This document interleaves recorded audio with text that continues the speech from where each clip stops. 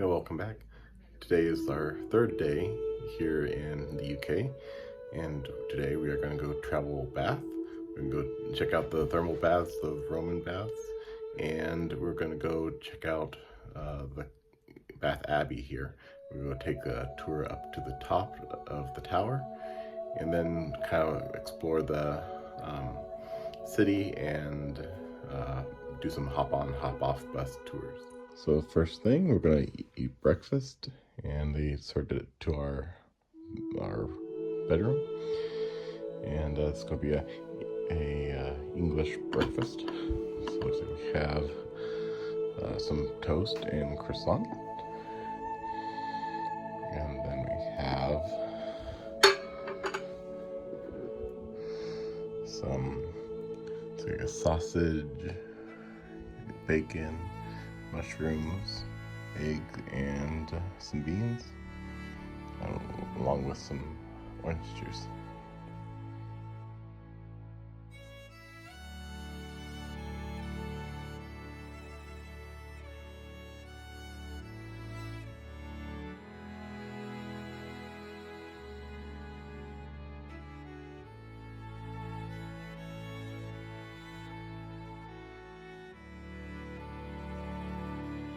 So right now it's around 9:30. Our nothing really opens till 10, it looks like here.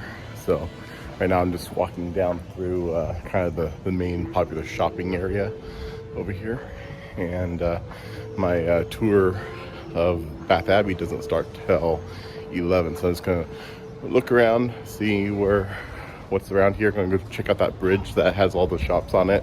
It'd be kind of cool.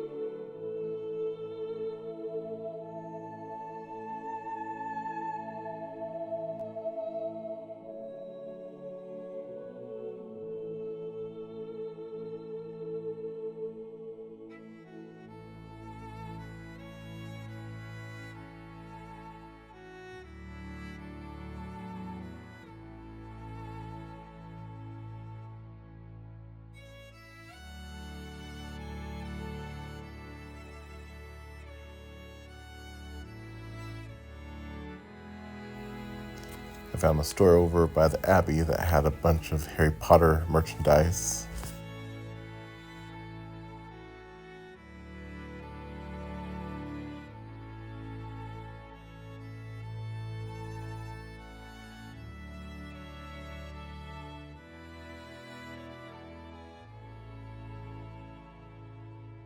There were two abbeys built before this abbey was here. The second one was actually bigger than this abbey, and it could actually fit the entire abbey inside of it.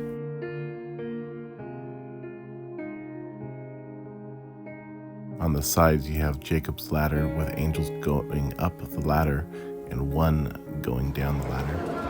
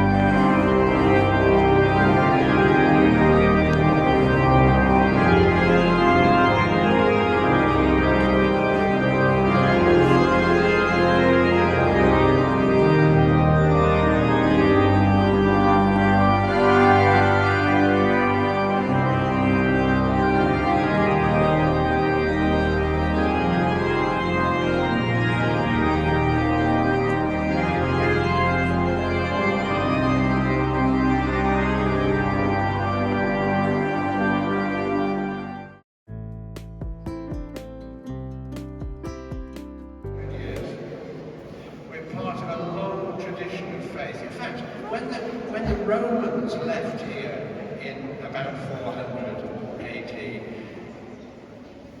Bath citizens started using the hot water from the Roman baths for christenings and baptisms. So we're part of a long tradition of faith. And as part of that tradition, every hour we stop for, I promise, just 2 minutes to offer prayers to our God, because it's not a museum. This church is an expression of faith.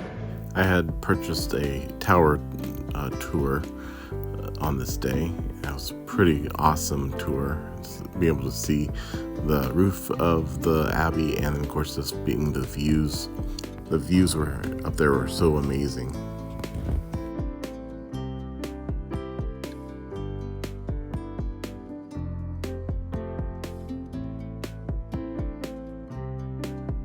To ring our bells, and there are quite a lot of them, and they range between age 18 and in their 80s. So good for them for coming up here generally twice a week.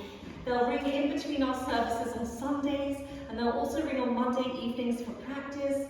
And occasionally they're called in for special occasions like weddings, funerals, royal events.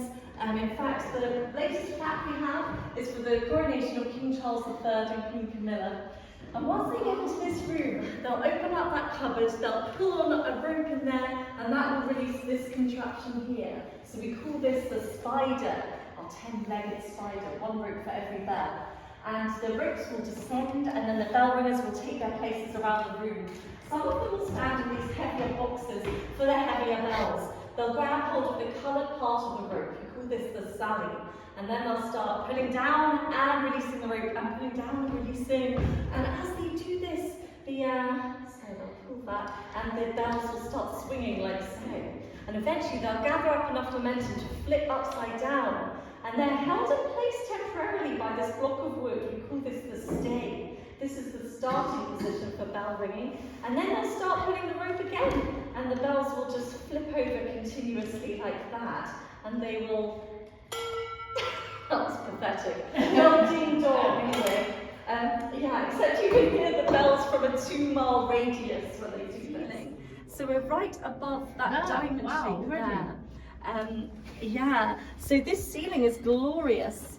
It was designed and installed by the Virtue brothers, Robert and William Virtue, between the years of 1499 and 1503.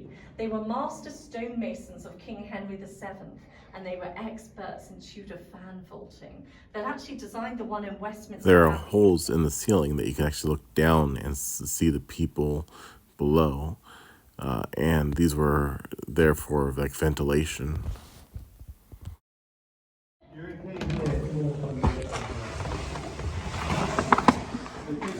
As you can see, below us is the ground-vaulted ceiling. And you'll also notice some holes. Yeah. And the holes show you just how thin these pieces of stone are. So the precision that they would have had to create in order to make these stay where they are is really phenomenal. And the reason those holes are there is because 10,000 bodies were buried under the floor of this abbey. And they were beginning to smell a bit, as you imagine. And so this was a way of just ventilating that smell. Apparently it was a stench that could scarce be imagined. And it's also where we get the expression the stinking rich from, because that's where the rich would like to get buried. We got to sit inside the giant clock. There was a gentleman who you pointed out earlier, big beard, quite large gentleman in our history known as Henry VIII. We're not a big fan of him. He decided to get married again and broke with the Catholic Church in so doing, and decided that he didn't like the Catholic Church anymore, and he wanted to strip all of our abbeys of anything that reminded the congregants of the glories of Rome. And so Bath Abbey was very badly dissolved in this dissolution. And the bells were among many things that were sold. He sold stonework, he sold leadwork, he sold windows. He would have sold the cat if there was one. This tour was an amazing tour, and I highly recommend if you come to Bath, definitely book this tour. Wind was just super windy up there, and it ended up blowing a £5 note out of my pocket. And here, this is me trying to catch my £5 note. Luckily I got it, and all was good.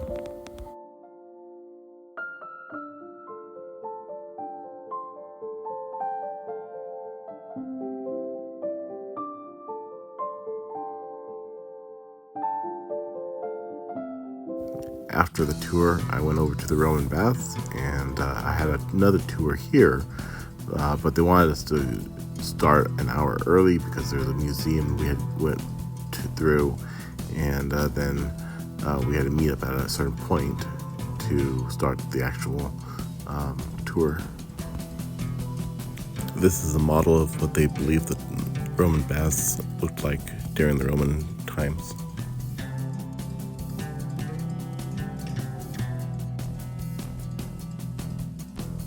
They found 8 leather bags full of Roman coins in a building close by. This is the largest amount of coins ever found from the Roman period.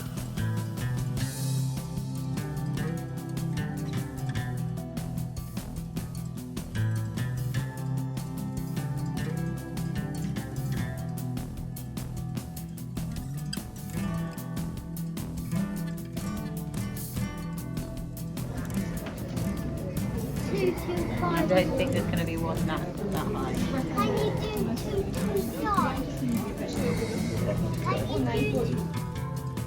As you continued through the museum, you found a lot of old Roman ruins.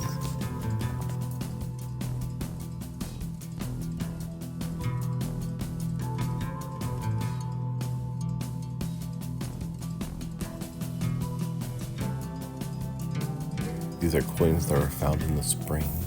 It just kind of shows you that people have been throwing coins into ponds and springs for thousands of years.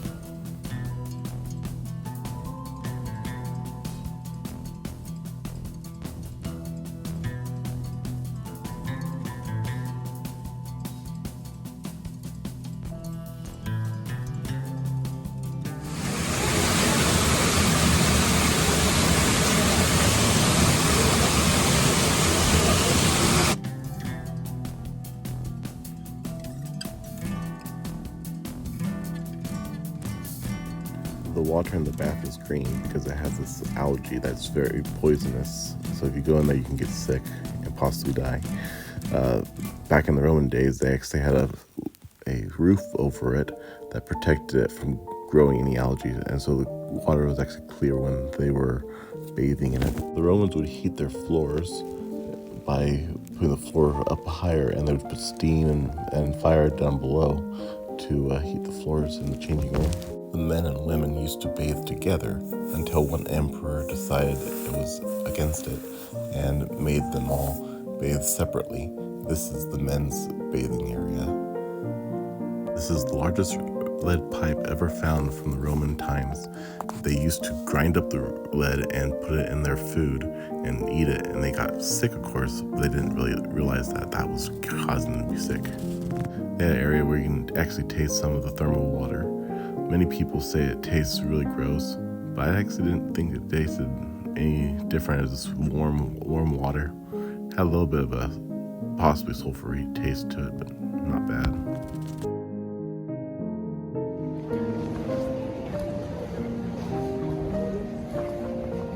After the tour, I went and got some lunch, and then I found a place that had the famous Bath buns, and so I tried that. I also got myself a pistachio cookie from this little bakery. They looked really cool looking, and they tasted really great. A little rich, but awesome.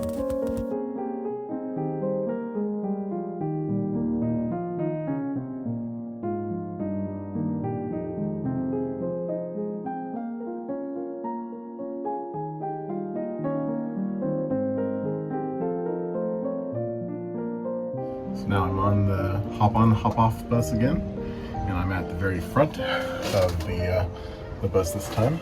That's pretty cool. We get to see a lot of good views from here.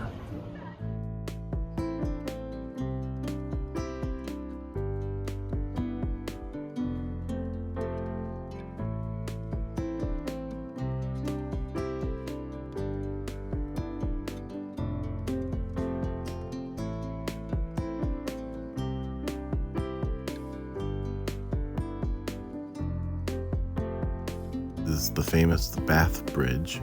It is one of 4 bridges in the world that actually has shops on it. There are one in Florence, one in Venice, one in Germany, and then one here.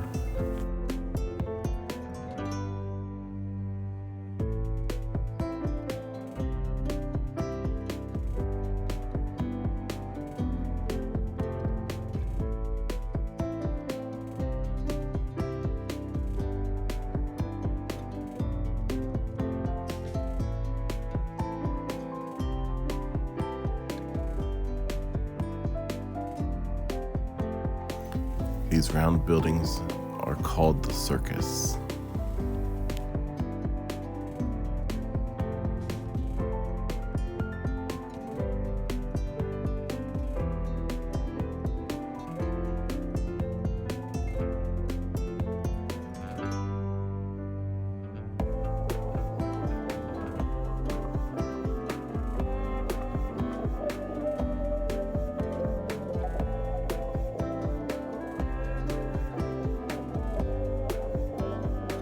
Now I'm going to take a little river cruise up the river, and I'm going to go under this bridge right here.